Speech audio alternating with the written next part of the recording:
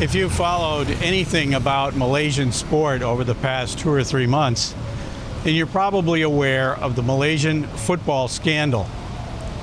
This is where the Football Association of Malaysia, the FAM, fraudulently registered 7 foreign players to the national football team, claiming that they had heritage status, which of course they didn't.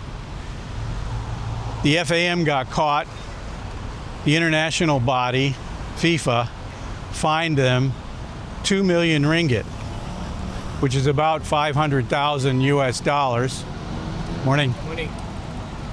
And suspended the 7 players for 12 months from any further football activities, which at their age spells the end of their football career for some of them.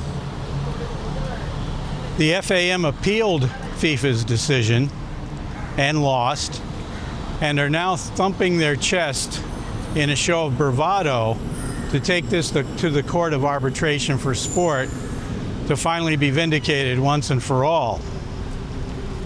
Public sentiment is against this move because they feel that FIFA has presented a pretty solid case that the FAM not only violated the sport rules, but did so in quite a brazen manner.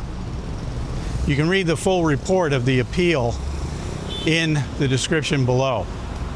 This, of course, is a major issue here in Malaysia, and it seems like several things are getting combined together so that the public and people that don't normally pay attention to this kind of stuff are getting an unclear idea of what's actually happening.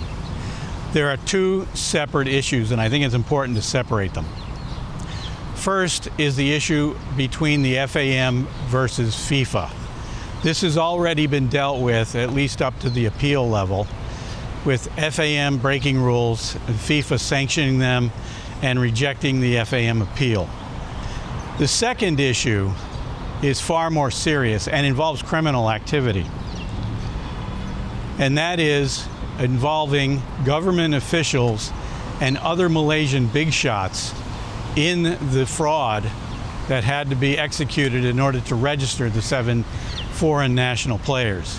Nothing has been done about this yet, and in fact the narrative recently has been shifting, trying to place the entire blame for this on the FAM.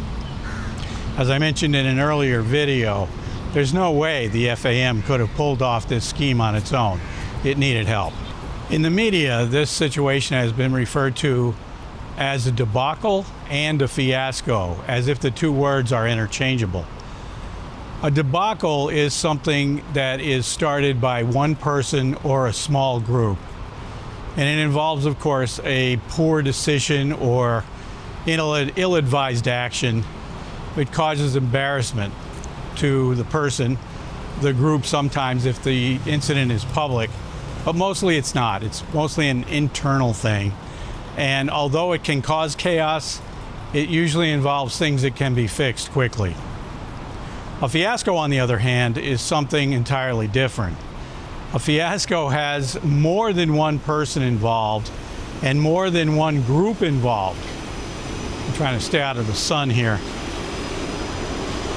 And the decisions are so bad and the actions so egregious that it is seen as being comically inept.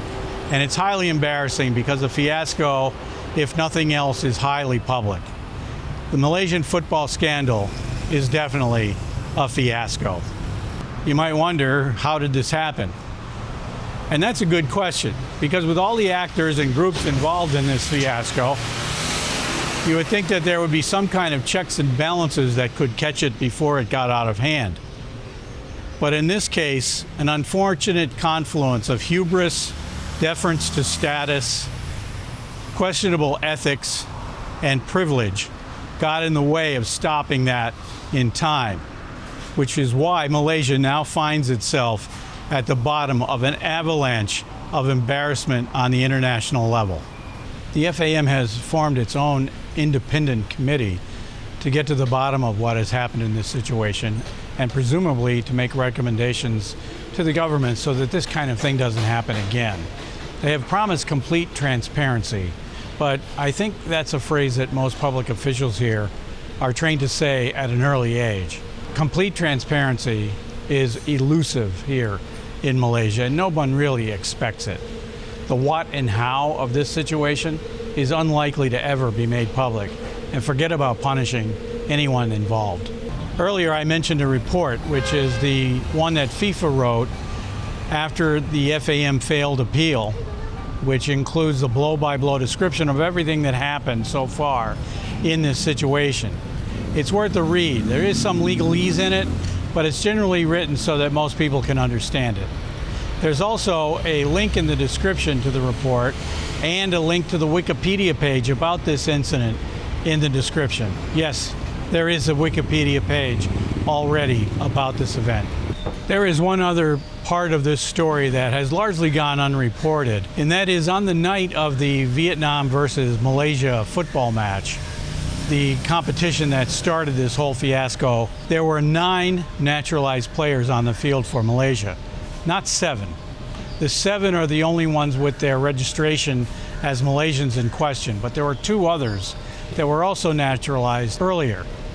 So out of the 11 players on the team, 9 of them are people that would not be identified by anyone here in this country as Malaysians.